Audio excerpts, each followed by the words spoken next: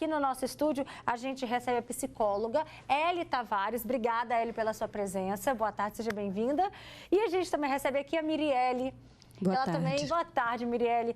Ela também teve uma grande mudança na vida por conta, não foi só por conta de uma, de duas filhas, é isso, Mirielle? E netos, né, agregados. Conta pra gente qual foi o start, o que aconteceu? A última, tipo assim, penúltima vez que eu bebi, né? Foi quando eu desmaiei. A minha filha estava de resguardo, acabou de ter uma cesárea, tendo o meu neto. E nesse desmaio, ela tinha que me levantar. E ela estava sozinha, só eu, ela, o bebê e a minha netinha de 3 anos na época. Aí, quando ela tentou me levantar, eu acordei e eu falei, não, você está operada. Tem que ser Maria Clara, que era bebê.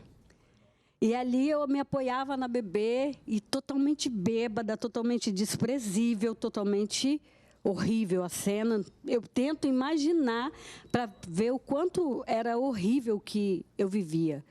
E aí foi então quando a minha filha, no outro dia, me contando que a Maria Clara estava preocupada com a situação e ela, mãe, quase você podia ter pocado meus pontos, você tem que parar de beber, você tem que parar com isso. E a Laís me cobrando muito também, sempre me cobrando da bebida, do cigarro, né? Porque eu era um conjunto, era álcool e o tabaco. E então, logo depois, foi onde eu tive o último porre, que foi quando eu acordei com a minha irmã, me chamando para ir à igreja na apresentação deste neto que nasceu. Então, foi aonde eu falei assim, sabe de uma coisa? Deus já fez tanta coisa por mim, então eu vou agradecer a Deus pela vida do meu neto e eu vou parar de beber hoje. E foi aonde dia 6 de março, e graças a Deus eu nunca mais voltei a colocar uma gota de álcool na boca. Como é que é o nome do netinho? Benício. Benício. Deve ser extremamente grata ao Benício, né? Nossa. Ele guarda essa história da Mirielle, porque a gente já vai chamar agora aqui também a Lohane, porque vão desde mudanças como essa que a gente ouviu da Mirielle, até as mais desafiadoras. Escuta só, gente, a Lohane chegou a ser presa por conta de drogas. E acreditem, tá? Ela saiu dessa vida depois de um pedido muito especial. Conta pra gente, Lohane, que pedido foi esse? Boa tarde. Boa tarde, Bessa. Boa tarde, todo mundo. Pois é, isso mesmo, né? E depois de alguns anos envolvida ali, né, como usuária, sabendo presa, algumas situações, e o meu primogênito, na época, com 5 aninhos, né, minha mãe levou ele para me visitar, e lá na visita, a primeira vez que ele foi me ver, a fala que ele me disse foi essa daí, né, mãe, você está aqui por conta da droga, né, por conta da maconha, na verdade. Mãe, você está aqui porque você fumou maconha, né, ou seja, né, ele já tinha visto alguns momentos, né, infelizmente, então ele assimilou, ele entendeu que aquele hábito que eu tinha, né, por ser usuária, que me levou a estar ali, naquele lugar. E essa fala dele martelou tão profundamente assim, no meu coração, que a partir dessa fala realmente me deu força, sabe, para sair daquela situação, né, para sair daquele. E aí, ouvindo também o relato agora dessa mãe, aí, mãe, avó, eu fico pensando, né, como que os nossos filhos, as pessoas que a gente ama, elas nos influenciam tão positivamente, assim, para realmente a gente querer a mudança e nos dar um gás, dar uma força, né? Isso aconteceu comigo há quase 20 anos atrás, né, no ano de 2008. E até hoje ela tem que martela dentro de mim. E realmente, é todo dia aprendendo com eles. E isso para mim, foi verdadeiramente uma virada de chave. Assim. Eu acredito que ele foi extremamente usado por Deus ali, né? Nem tinha noção disso. Hoje ele é um homem adulto, nem tinha noção, mas ele tinha essa noção de que aquilo que ele estava fazendo não era bom, nem para ele, nem para mim. E aí, onde ele estava me levando, né? Essa situação toda. Gente, olha, de arrepiar. Daqui a pouquinho eu volto a falar com você, Lohane. E olha o que chama atenção, uma criança de 5 anos conseguiu fazer essa virada de chave na vida da mãe. Aqui a gente está falando da filha também, da Mirielle, e que teve como protagonista nessa história um bebê, o Benício, tão pequenos e ao mesmo tempo já nos ensinam tanto, né, Eli? Boa tarde. Boa tarde a todos. Então, quando a pessoa se envolve com um vício, normalmente ela tem uma história por trás desse vício, né? E aí, para sair do vício, é preciso uma grande motivação, como que já foi relatado aqui, né, por você, pela outra mãe, né, que falou da história dela com a filha dela. Então, a motivação, ela é muito importante. E um outro aspecto é que durante o tratamento, a pessoa precisa fazer, na maioria das vezes, um tratamento. Nem todo mundo consegue como você. Decidiu parar e parou, não teve mais recaídas. Porque é comum, durante o processo de se livrar do vício, as pessoas terem recaídas. E aí, quando a pessoa tiver uma recaída, ela precisa avaliar o que aconteceu ali na sua vida para ela ter essa recaída. Normalmente são em situações difíceis, situações de estresse, ou então, durante o tratamento, a pessoa precisa fazer acompanhamento com psiquiatra e com psicólogo. A psicoterapia é extremamente importante. E isso vale para qualquer vício, desde o cigarro, que foi o caso do Gustavo Lima, né? A história da Mirielle, também cigarro também, né? Que você já falou também do tabaco, até mesmo o uso de maconha, como o caso da Lohane. Sim, isso serve para qualquer tipo de vício, tanto a dependência química, como foi o caso da Lohane, e a de álcool, né? Como foi o seu caso, quanto a dependência psicológica. Eu atendo, por exemplo, algumas pessoas que têm vício em pornografia, por exemplo. É um vício puramente psicológico. E aí o tratamento passa do vício psicológico pelo psiquiatra, né, para o uso de medicamentos, e pela psicoterapia para a pessoa ir ressignificando a sua história, o que fez ela desenvolver esse vício. E no tratamento da dependência química, do vício químico, é necessário fazer uma dessensibilização, aliás, uma desintoxicação. E aí a pessoa, nesse processo, ela vai precisar de suporte. O suporte da família é extremamente importante. Então, a gente pode observar que, nesses dois casos, a família foi a principal motivação. E, possivelmente, vocês tiveram muito suporte familiar. Então, o suporte familiar é extremamente necessário, o suporte social, porque quando uma pessoa deixa um vício, tipo o álcool ou o cigarro, ela está deixando, assim, uma área da vida dela, ela precisa mudar uma área da vida dela. Então, possivelmente, você, às vezes, saía com alguns amigos para beber, então você precisa mudar os seus hábitos. Deixar de frequentar certo tipo de lugares. E aí o apoio psicológico é muito importante, porque a pessoa começa a ficar muito angustiada, muito ansiosa, porque o ciclo social dela mudou muito. Vai bater abstinência também, né? Em lidar com isso, com esse momento. Imagina, da falta. A família também tem que ofertar esse suporte. Sim, né? Sem vai ver a Mirielle mais nervosa, não vai? Insuportável. Insuportável. Sim. Por isso que a psicoterapia e o acompanhamento com o psiquiatra é extremamente importante para lidar com esses sintomas da abstinência. E quando uma pessoa vai tratar um vício, eu costumo dizer que não é a pessoa só que trata, é a família que entra no processo de tratamento. Porque muitas mudanças dentro da casa vão precisar ser realizadas. Inclusive, por exemplo, em festas de fim de ano, Natal, normalmente tem vinho, aí a pessoa pode ter uma recaída. Então, toda a família precisa se organizar para ser ponto de apoio para essa pessoa. Porque os amigos, às vezes, ajudam, mas como são amigos de copo, vamos colocar assim, eles se afastam. Você deixa de vê-los e isso também causa uma espécie de sofrimento. Olha, tem muita gente se identificando com esse assunto. Vão ler os comentários. Boa tarde, me chamo Bruna, minha filha de 6 anos vive me pedindo para eu largar o cigarro e parar de beber. É difícil, é uma luta mesmo. Boa tarde, deixei de fumar pela minha filha quando engravidei. Esse é o comentário da Lurdinha, de Coqueiral de Taparica. Mas tem muita mãe que depois da gestação até volta a fumar. Para durante o período da gestação e depois acaba voltando, né?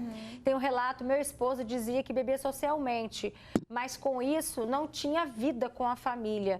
E aí meu filho, quando tinha 14 anos de idade, disse em uma conversa com a avó que quando crescesse, queria ser igual ao pai. Escuta só, em beber igual ao pai. Meu esposo escutou e chamou ele para conversar. E ele disse que a partir daquele dia nunca mais iria ver ele bebendo, né? E assim fez. Já se foram 34 anos longe de qualquer bebida alcoólica. Olha só que belo exemplo.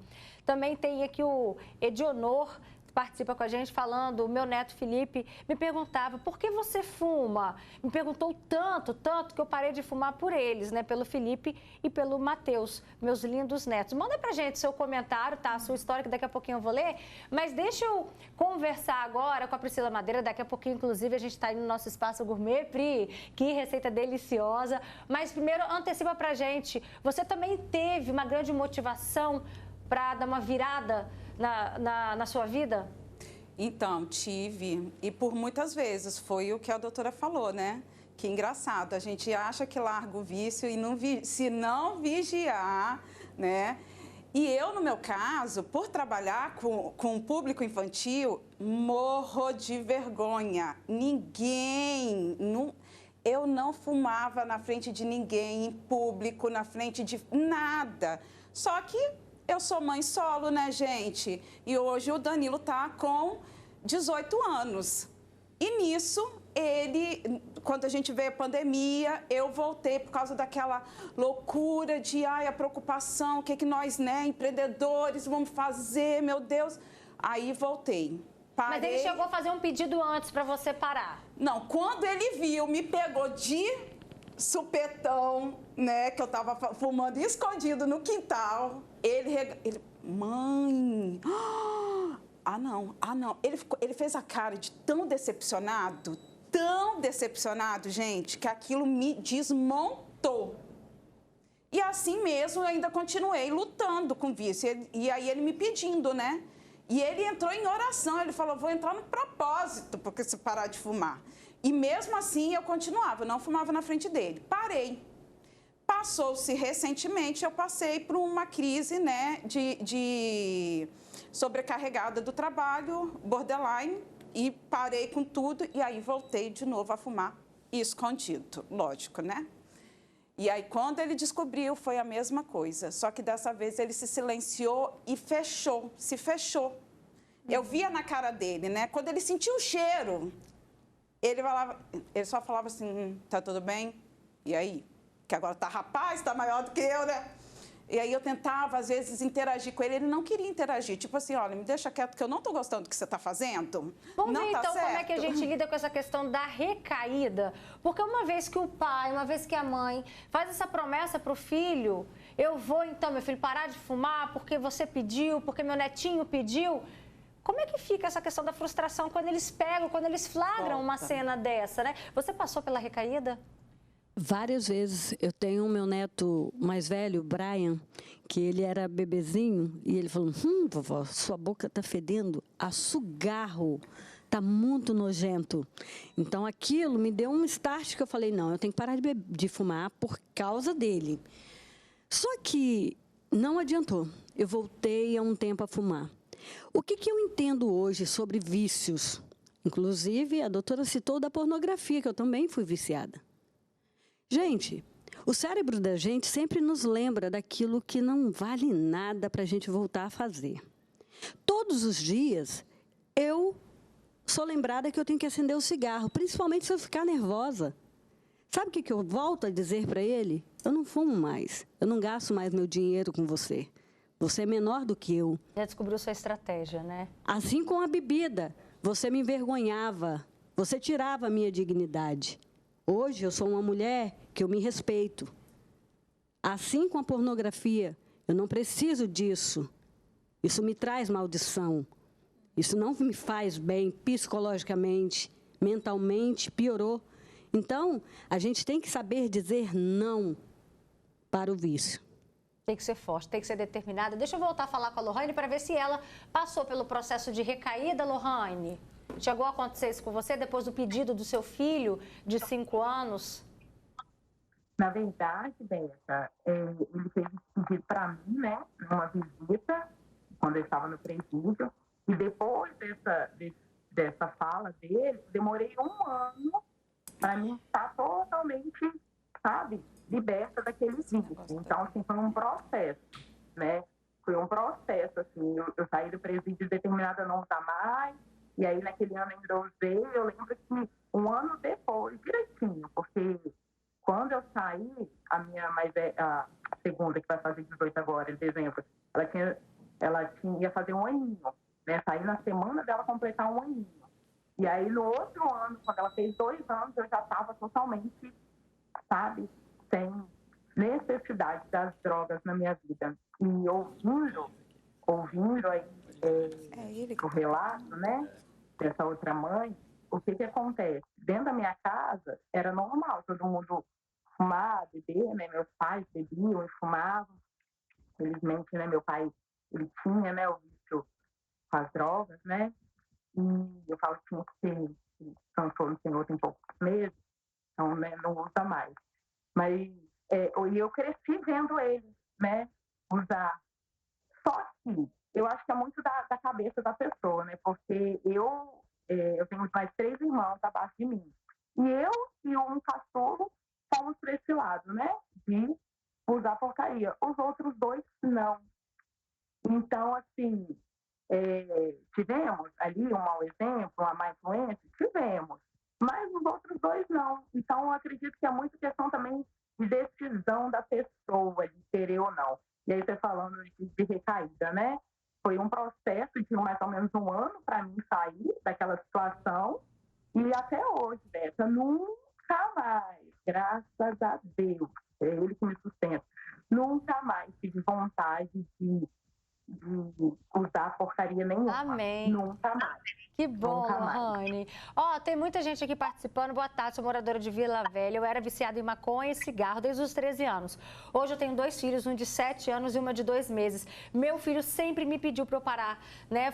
E sempre foi muito difícil, eu não conseguia. Aí depois da segunda gestação, para a honra e glória do Senhor Jesus, hoje eu não fumo mais. Tomei nojo, graças a Deus. Eli, pra gente finalizar, os filhos que insistem e ainda assim não conseguem. O que a família, quais outras estratégias a gente pode utilizar para ajudar essa pessoa? Então, a dependência, tanto emocional quanto a dependência química, ela pode ser compreendida como uma doença crônica. Então, entendendo como uma doença crônica, significa que ela precisa de tratamento o resto da vida. Ela precisa de acompanhamento, de supervisão. Então, a família, nesses casos, precisa ser vigilante, dar apoio emocional para essa pessoa, motivar, encorajar essa pessoa. Por exemplo, em situações onde a pessoa tem a dependência por álcool, nas festas de família, a família combinar de evitar usar álcool na presença dessa pessoa. Mas ficar insistindo sempre pode atrapalhar? Para aquele pai ou para aquela mãe que ainda não quer? Pode atrapalhar. Porque a gente não muda ninguém, a pessoa só muda se ela quiser. Então, se você ficar ali em cima da pessoa, faz isso, faz aquilo, você tem que parar de fumar, você tem que parar de beber, vai entrar no ouvido e sair no outro, e a pessoa às vezes até passa a beber mais, a fumar mais, porque gera uma pressão, gera uma ansiedade. Então, eu costumo dizer que nós, seres humanos, a gente só muda se a gente quiser mudar e tiver uma grande motivação. Então, nesses casos que a gente está conversando aqui, todo mundo teve uma grande motivação, que foram os filhos. E, gente, eu sou mãe, não existe nada de mais valioso na nossa vida do que os nossos filhos. Então, sem sombra de dúvidas, um pedido do filho é algo que a gente sente, assim... Deve ser avaliado, né? É um desejo enorme de realizar, porque as crianças nos veem como heróis, né? Merece ser avaliado. Olha, e eu espero que, assim como os filhos motivam muitos pais, os netos, eu espero que o programa Fala Espírito Santo também, de alguma forma, te motive a repensar o que você precisa evoluir, amadurecer na sua vida, viu? Mirielle, ó... Muitíssimo obrigada pela participação com a gente. Dá um beijo no Benício, no Brian e nas Maria meninas Clara, também, né? tá? Helena. E na Helena? E Maria Clara. E Maria Clara. Obrigada, Eli, também. Dá um beijo nas crianças em casa. Lohane, sempre muito parceira com a gente, abrindo o coração. Um beijo para você. Dá um beijo nos filhos também, que hoje estão tudo crescidos. Beijo a Deus, viu?